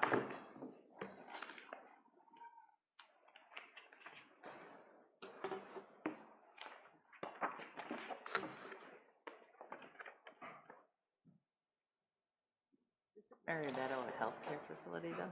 Isn't Mary Meadow a healthcare facility? No, Okay. it's a residential facility. And they pay taxes.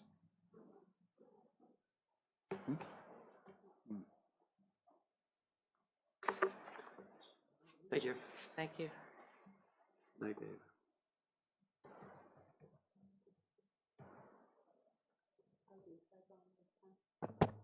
Yes, those are on. All right, just bear with me 1 second. You're on OKRs. OKRs, yes. So OKRs, which were part of the packet, and this largely reflects Jenny's changes with one exception, and I'm going to pass this out to select board members. I did not put in this key result pertaining to zoning, but we can certainly include this language if the board so desires. Jenny, if you can just, I know you know it already, but you can pass that to Rob as well. So I think that, and I'm looking to Jenny here, but I think that with the exception of this one item, which we should come back to, that this is reflecting the changes that you had made. But the under Hanover Sustainability Master Plan, create the conditions to implement the Hanover Sustainability Master Plan. There was a item 2, which was to support the planning board's effort. This was key result number 2, which you can see, which I handed out. I'll read it for the benefit of our large studio audience. This is to support the planning board's efforts to comprehensively update Hanover zoning ordinance to reflect the goals of the 2024 Hanover Sustainability Master Plan.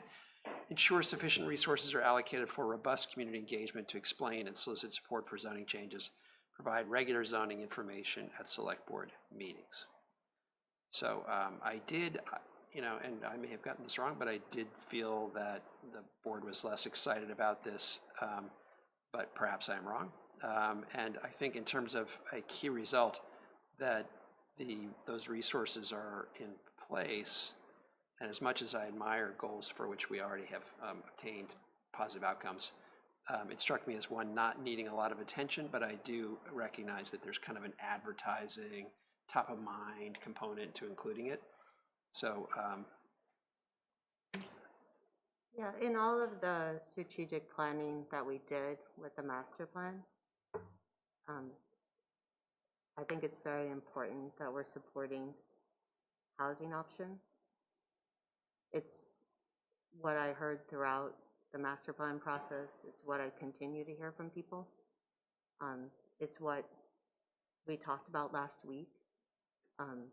We had a big discussion. These are of Joanna's words and how they satisfy a measurable key result as inputs. We came away agreeing that those were valid inputs. I think to take them off now would be a very bad signal, given that that's what we agreed on last week.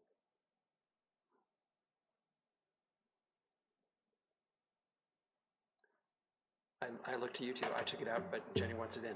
So, I mean, And I this- wrote this it, is- so I'm fine with it, leaving it in. This is a key result under 1A.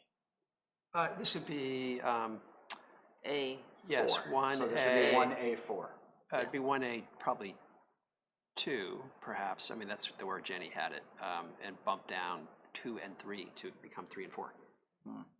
I'm agnostic as to the order. That's the way the order was. I don't care about the order. I mean, I don't see these as ordered as priorities. Nope. I just see them as bullet points, if you will. That's just a way to track them. Yep. So Joanna, you're saying I put mean, it, you guys it back both in. serve on the planning board. Is this helpful or not to have it here? Does it matter? Yeah, I think it's helpful. I think, Then I think, I mean, I don't think, we're not, why I can live with this is we're supporting our committee doing their work. Right. And we're articulating that we want to make sure that there's public engagement and that we can use this forum to hey, the planning board's reviewing a draft. Please attend. Hey, there's a public meeting. Please attend. We're working on, the downtown zone or whatever. We don't normally, I mean, we do select board report, but, this is saying, hey, we can measure that. We can say we mentioned it. And although I do know that it really screws up the formatting because it's really long. No, it doesn't. But I think it's, I think it's, saying that we're supporting the implementation of the plan because land use regs are how you implement one of the tools, one of the implementation tools. It will go back in. Any other changes? Because I think we can actually adopt these tonight if this is the amended. I think we should talk about it a couple more times. But here's the thing, we will keep talking about it because now we're we going to go through, should. we're going to tick them off. We're like, okay, Yeah. we got that done, we got that done. So is there a motion? I move to adopt the select board objectives and key results. For 2025? The friendly amendment of reinserting the words that Harry just read as key result A2. Okay. I'll second that. Second, all right, all those in favor? Aye. All right, thank you. That is passed, all right. Okay, let's go back to business requiring action, approval of December 9, that's been deferred, the minutes from the last meeting, social service policy review. Was it the request of Athos to consider amending the policy to eliminate the need to go back to town meeting? Yes. Which is, I believe, a discrete point or paragraph, right? I think that was the only change that you made, right? Yeah, so this is on page 2, second to last bullet. For agencies getting funding for the first time or after a gap, the select board will place their request in a separate warrant article for town meeting and support it. The overall town budget warrant article will include future requests from these agencies. So Athos's idea was to strike that and adopt the policy again as of tonight. Is there any discussion around that? I think his point was that after we reviewed this, after we listened to the social services presentations and looked at the budget request, that we would perhaps be a better, have more information on which to make an informed decision than perhaps a town meeting. That was what my takeaway from his comment. I don't know if you guys would agree with that. That's how I understood it. I would agree with that. I'm comfortable with that. I'm comfortable with taking it out, removing it from the policy.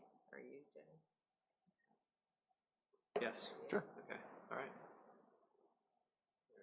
Is there a motion to that effect? Did you drop motion language? You did, didn't you? I did not. You did not, okay, well, we can wing it. We're good at winging I it. think we could do that. I move to approve the modified guidelines for municipal appropriations to the social service agencies per, with the date of December 16th, 2024 added to this.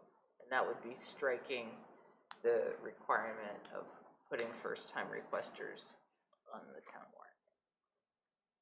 Okay. That was long. Yes, that's Sorry. well done. Rob is Second? much better. I will second. Jared has seconded. All those in favor? Aye. Aye, okay. Amended language.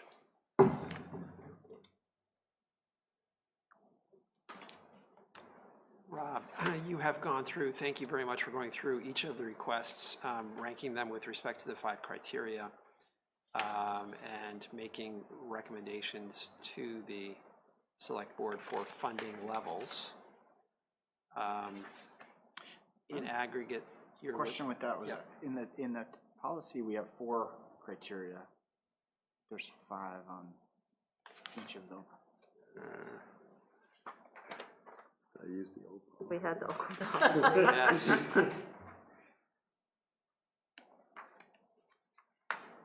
Sorry. Back-to-back board meetings. No, Oh, that's I okay. think you have 4 policies, you just added 4 one that just states what their mission is. Yeah. The criteria 1 is stating Right, their mission. okay. Cause I had that double take and I was like, oh no, he's going through the 4 and then. Yeah, yeah. Okay, that makes sense. Okay. So, All right. It's the numbering thing. So I will direct your attention to page 7 of what Rob's prepared. In aggregate, Rob is recommending for the Select Board's consideration total support of $158,800, representing a 6% increase from what was approved last year. And I know I've got some comments, but maybe others do as well, with respect to the recommendations.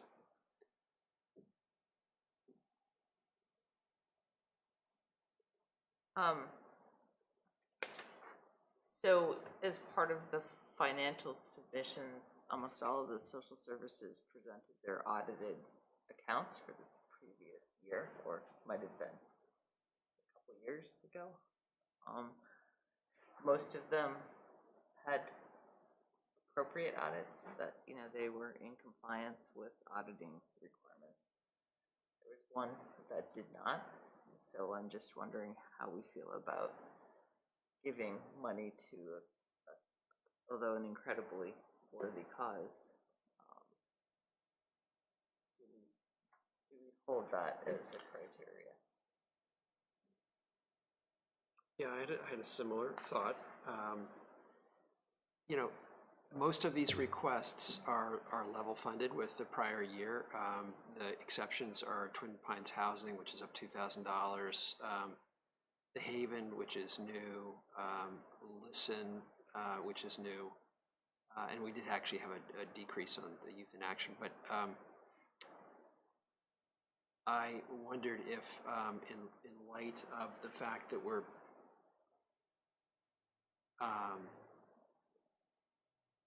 funding the Haven for the first time at a level of 3,000, if that wouldn't be a more appropriate level for Listen, acknowledging the benefit that they're doing for the community, but also recognizing some of the steps.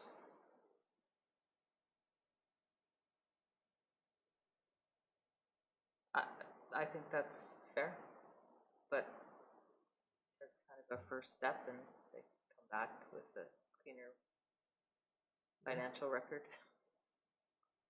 We're suggesting they come back within this budget. No, cycle? I'm saying for next year. That, you know, it wasn't clear to me that the $10,000 was an ask. It didn't strike me as that it was based on. I don't really. I guess I'm less comfortable with that ask at this point. It feels like they have some housekeeping to do, but I'm one voice. And don't get me wrong, they do incredible work. So you'd be supportive of 3,000? Yeah, okay. Supporting them on a more It's- conservative way. It's a first time. I mean, I know there was support right, Dina decades supported. ago. 20 but, years ago. Yes. But Dina supporting them.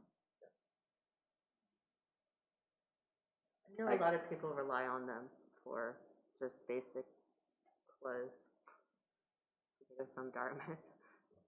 And now, I mean, Dartmouth has a similar our program now with their, like through sustainability, to recycle clothes and stuff. I just know a lot of people rely on them, but that's more of a feel than an audit. I can't say I have a strong opinion either way. You said you had other issues, other concerns maybe. The only non-new increase is for Twin Pines. Everyone else is level funded. County cap too. Oh, you're saying in In Rob's, terms, Town managers. Rob's, Right. Yeah. right. I can go either way on that, but Presentation implied that it was coming directly from Mark. I'm not sure I could demonstrate that with the CFO. That's the only concern I have. And I didn't put that in my write-up. right. And I know there is some level of sort of the 1 hour of service versus 1 hour of administrative. So.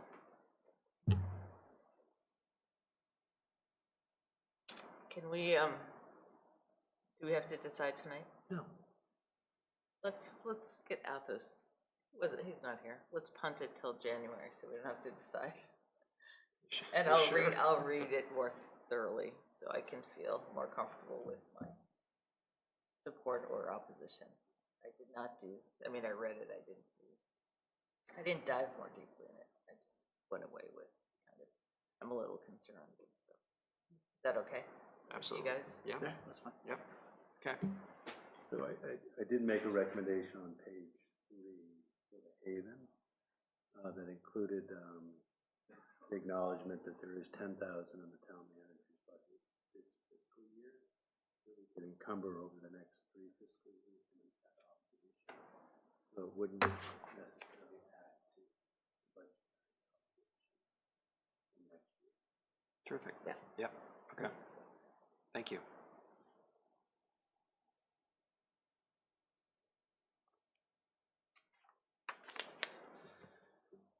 So that would bring our number down as you have it to 155. Correct, and if you were to move forward with the Upper Valley Haven change, reduce it to from 10,000 to 3,000 or $6,000 less.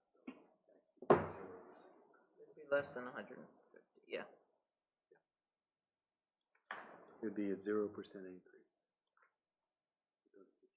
Thanks to Youth in Action. Yes. Yes. Okay. But it does help. Yeah. Okay. Thank you. Let's move forward to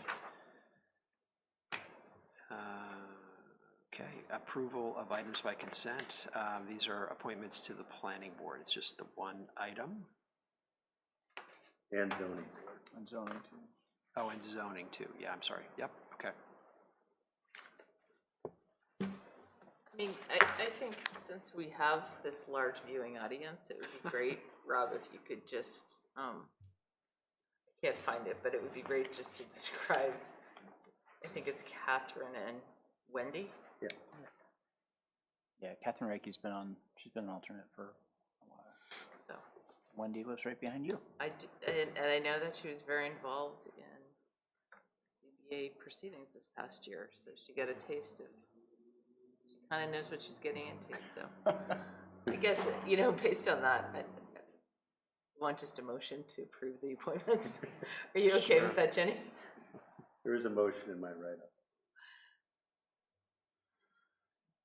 There's a motion. Yeah. Okay. I move to appoint Wendy Epps to the zoning board and Catherine Zuki to the planning board. Right, so hang on. I think that the motion language actually suggests Wendy Epps as an alternate member of the zoning And I board. think Catherine is too. Yeah, they both. Okay, they both are alternate both are. members. Yeah. Okay. Last time we appointed an alternate, we just appointed them. They're proper things. I'll second that. Okay. All those in favor? Aye. Okay. Aye. Thank you for serving. Okay, select board reports. Jared. Nothing to report. Nothing. Oh, well, one thing, Sustainability Committee meets tomorrow morning here, 8:30. Oh, we're not meeting? Wednesday morning. Wednesday, 8:30. Sorry. Rushing the week away, sorry. Okay, we did have a CIPC meeting on Friday, continuing our work, refining our recommendations. What comes to mind, Jenny, you can certainly add to that if anything else comes to mind out of CIPC. Just that we had a meeting, you said? Yeah, we had a meeting and we're forwarding, we're moving forward on our work. I don't think there was anything terribly remarkable about it, but. No. I mean, I think the only thing interesting is our category of CIPC is for like 100,000 or above, but since we're dealing with a lot of legacy things right now, they're all the majority of them are under that. Under 100,000. Other than the new ones, which is just kind of interesting. And thinking about it's super interesting, this idea that as we are planning our future, what pieces and plans we need to put in place and what types of things we need to study in our town to make sure we have sewer capacity, and just thinking ahead so that we have a roadmap of how we can do some clean energy transitions. That's mostly what I took from that. The Conservation Committee met, and the really cool thing is that they're putting out, it's a statutory requirement, but they're putting out an RFP to do a request for proposals to do a natural resource inventory, which if you're in the conservation world, you'll just say an NRI, because that's what we do. We abbreviate everything. But that national resource inventory, I don't know if it's posted yet, but if it is, if you're interested in natural resources, it's very cool to look at the request for proposals because it's thinking really critically about what we value in our natural world around us, whether that's old growth forest. I mean, it just does a really nice job of laying out that we live in this great, beautiful place with a lot of resources that we want to make sure exist in the future. So let's inventory them. We also talked about the Mink Brook Community Forest and how there is a 455-page plan on the website if anyone would like to read. Rob has promised me that most of that is an appendix to think about all of the sort of possibilities for that forest. And then, of course, a lot of really hard work and thoughtfulness about, people are, parking in this thing that's not really a parking lot. How can we fix that? How can we plant a tree in remembrance, and how can we clear trails? What do you mean plant a tree in remembrance? Someone wants a memorial tree there? Memorial tree policy. There was a memorial tree planted, and in the process, some memorials that had been left on conserved land were cleared, and everyone is very satisfied and happy with the restoration of the natural environment in this tree. It worked out very well thanks to Hugh and his ability to work with people and find out who was impacted and reach out to them all, and then dig a big hole and plant a tree, if I'm remembering correctly, that's 12 or 14 feet tall. So not an insignificant tree. He seems to be aging in reverse, Hugh Mellert. So amazing. I'm gonna follow that lead. Yeah. I was thinking contract with him the next time I need a tree. Yeah, so they're kind of doing amazing work. Hanover Bike Walk talked about a whole bunch of things, and one of the really exciting things, we want to start organizing walk audits. So more on that as they get organized. Maybe we can enlist you and your neighborhood, and we can do walk audits together. And that's What is a just- walk audit? A walk audit, I'm glad you That asked. was just, Is street just man. surveying the Yep. area, ideally with a range of people with different types of mobility needs and challenges, and identifying whether or not it's meeting people's needs and where there may or may not be deficiencies. So it's like it's like community science project, but with our sort of streets and sidewalks. And the other thing we talked a lot about was, or a little, some about was raised intersections. People are super excited about the raised crosswalk in front of Thornton Hall and Dartmouth Hall. If you haven't crossed it yet, I highly recommend it. What's really cool about this crosswalk, it's unlike any other crosswalk in town for a number of reasons. One is when you go to walk across the street, you stay on the same level, which means you don't have to dip down into the street and get back up, which is not that big a deal if you're very able-bodied, but it's a tremendous, tremendous benefit to anybody with any mobility challenge. So our Public Works Department designed this, what they call as a raised crosswalk, because rather than pedestrians meeting the street, they stay level. You don't get sort of pools and ice and slush and snow right where you sort of step down into the street, which is super challenging. And it also serves as this natural traffic calming measure, because as drivers approach this speed bump, they have to go up and over it, and it also just sort of presents as a place where people walk.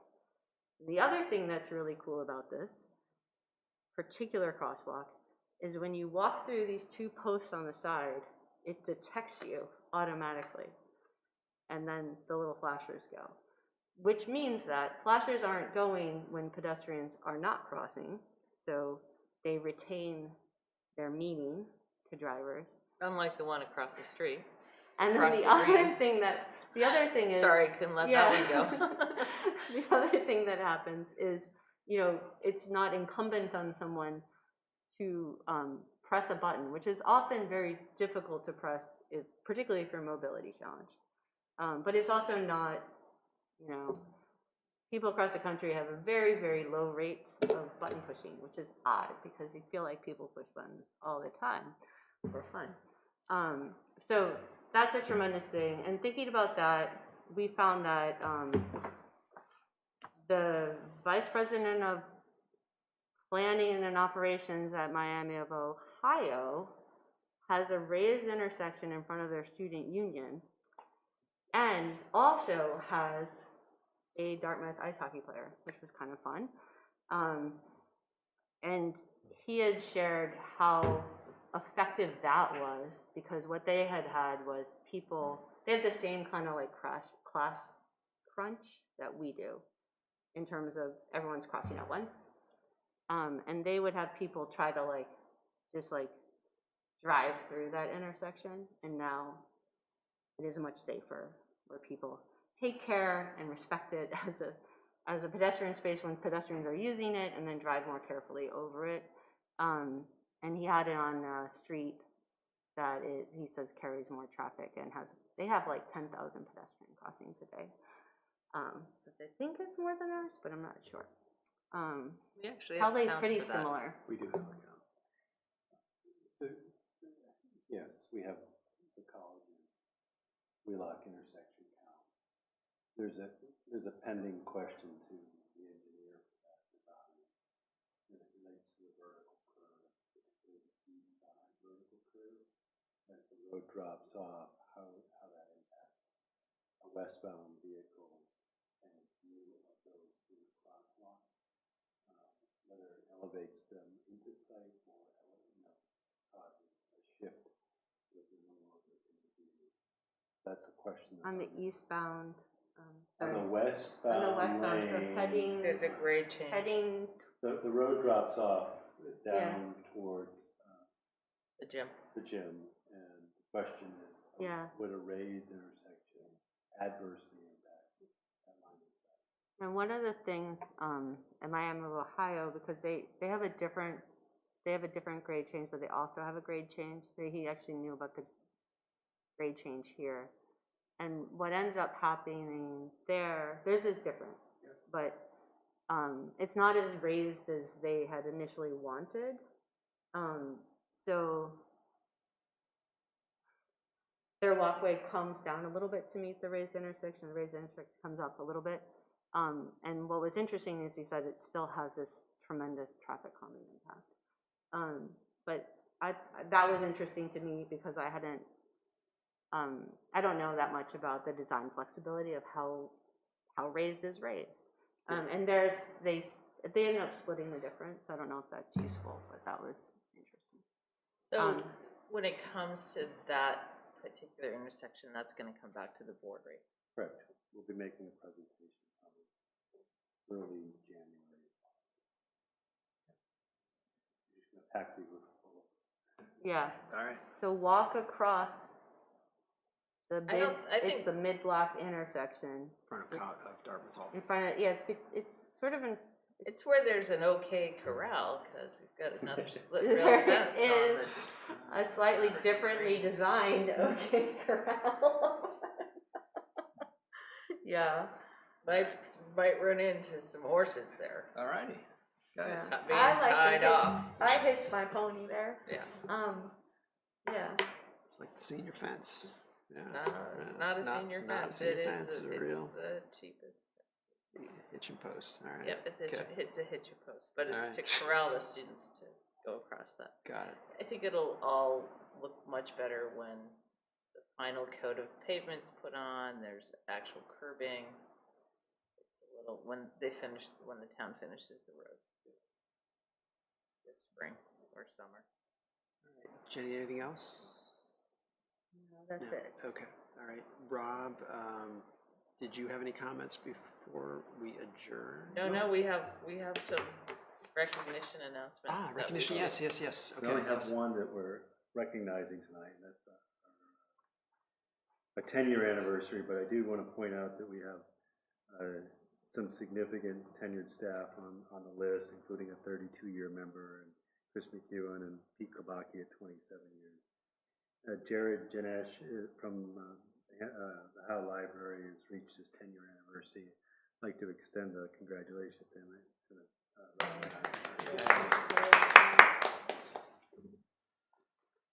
Thank you. Yes. There is no other item from me. No other, right? And we do have need of a non-public. We do not, We do not. Okay. All right. unless No, I just saw it on the agenda, but we So put it's it on good there to have just in their- case, as a placeholder. got it. Okay. All right. Move a motion to adjourn. So moved, Jared. Second, Jenny. All those. It was in favor? tied. Yeah. All Aye. right. Okay. Aye. All right. Thank you very much. Thank Nick. you. Thank you. Thanks, Nick. Thank Thank you. you. Bill. Thank you. Appreciate it. Thank you.